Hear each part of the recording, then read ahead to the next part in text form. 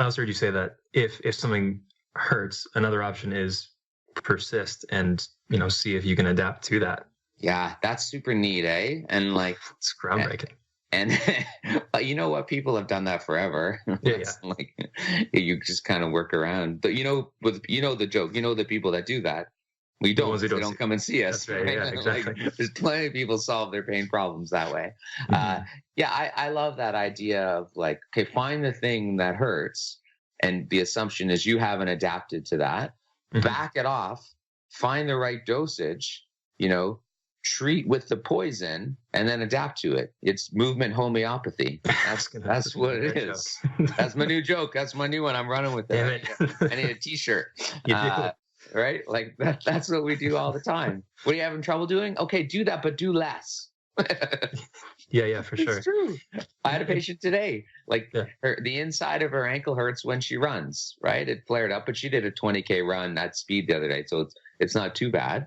But I'm not going to change her running technique. I've known her for years. She's not changing it. She's not tolerating those movements. All right. Well, these are some of the exercises you're going to do. The thing that kind of hurts. Right. That's what we did. Well, in 2 weeks, she's doing other stuff initially, and then she'll do that. Right. Yeah. In those cases, do you find you get the question that, hey, what should I do? I'm having this issue. What should I do? Do you ever find yourself rebutting that to say, do you need to do anything? Would you be okay with not doing anything to address this issue and just letting it be? You ran 20K. Yeah. That happened. Your body's now telling you this, but it will likely not be telling you that if you just give it a little bit of time. Do you have those conversations with people? Yeah, absolutely. And they often will email me and they'll have that conversation with themselves, and they're like, so I know you're going to tell me to back off a little bit of running, but still do some. And they always write that. So I know I'm doing my job because they just don't fully have as much confidence in themselves as they need to. So yeah, that's a really neat concept of therapy. Like it's like a tendinopathy. We always think you got to load up that tendon hard progressively and it'll like heal, or it'll build new collagen and it'll be able to tolerate the tendinosis. And what we've never really had research studies on is like, well, what if we just back off of what they're doing and they love to do, and then use, like, say it's sprinting or running, and then use the sprinting and running as the intervention to catalyze healing. Back it off a little bit and then slowly start sprinting and running again and change up those variables to stimulate the person to adapt. We never have studies on that, except in the hamstring strains. It's what do they say? It's like, sprinting is the vaccine, right? Mm. You tear your hamstring sprinting, so we're going to rehab you with sprinting, right? Well, it's a dose response, right? Yeah. So that's where mechanics matters. But it's not always the quality or how someone moves. It's like how much they're moving. Right? Do you tier that at all? So we take the sprinting comment. We're getting way far afield for lumbar spine, but that's kind of like, flex a little bit. You not flex. It's going to happen, but whatever makes you feel strongest and most comfortable, done. Yeah. There you go. With sprinting's way cooler.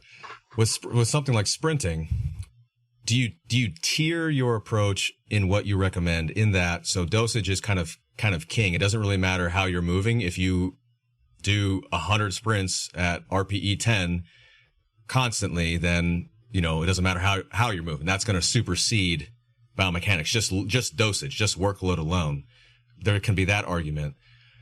But within that, if we modify dosage, there are technical aspects of sprinting that can change strain on a tissue. Like a sprint coach would say, if you're reaching your base, your contact point is in front of your body. We get that contact point underneath your body a little bit more. So now you're kind of pulling in more of a mid-range hamstring as opposed to that, extension of the knee and hip at terminal stance, something like that. But that doesn't supersede the dosage. So we've got to get that right. Do you have that type of mindset in regards to symptom modification or conversations? Or are you kind of just blending both? So I shouldn't have brought up sprinting. Okay. It's actually the one where like sprinting and ACLs and stuff like that, where I think when tissue gets so, like when the loads get so close to its failure rate, that's where I actually think the mechanics probably matter more, or they matter a little bit because it's such a fluke occurrence anyway. If they're right at 99.5% of their maximum threshold and they move a little bit funny on one stride, right, then they're in trouble. But if you probably worked on their sprinting technique and they had more of a buffer, then when they make that little error, maybe they're safe. So that's where I wonder mechanics might matter more, and sprinting is a good one. I think ACL tears probably have the same idea. Like, you definitely want to get strong in the quads and the hips and all that stuff, and that's probably enough to avoid the dynamic knee valgus. But maybe there's a few, like especially young girls, where you can train their movement patterns too to not to go into that dynamic knee valgus with no knee flexion. It's the knee flexion that's the issue. Like, it's you can go into valgus all the time if your knee's flexed, then you won't tear your ACL. But so sorry, I just went from the spine to hamstring to ACLs but it's all those. It's those I wanted to avoid the it depends things and give you some examples of where the mechanics probably matter there. But again, going back to what you said, yeah, the dosage is probably the more important thing. Do you feel that that same conversation would include lumbar discs in regards to spinal flexion and lifting, or does the literature maybe not necessarily say that because there's so much spinal flexion that occurs naturally with some of these tasks? So my bias with the spine is the same as every joint. Like, to me, it feels like end range of every joint is probably a little bit harder on everybody, right? And like when I do back handsprings, catching the ground with your hands fully, like your arms fully overhead, that's pretty hard, and it limits the number I can do. If I can get my chest over, my hips over my body more and not catch in that position, I can do more. So I think the spine's the same. Like, teaching to avoid 100% under heavy load is probably reasonable. But like with deadlifters, even really good ones, we know that they flex their spine 70 to 80%, right? And squatting is 50 to 60.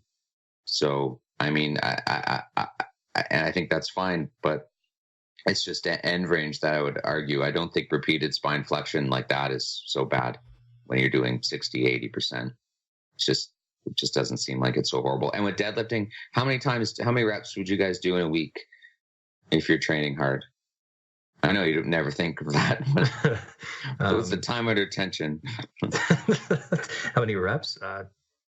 Gosh, something like 20 to 50 probably. Yeah. Like, who cares? Do you know what I mean? Like, it's nothing. Yeah.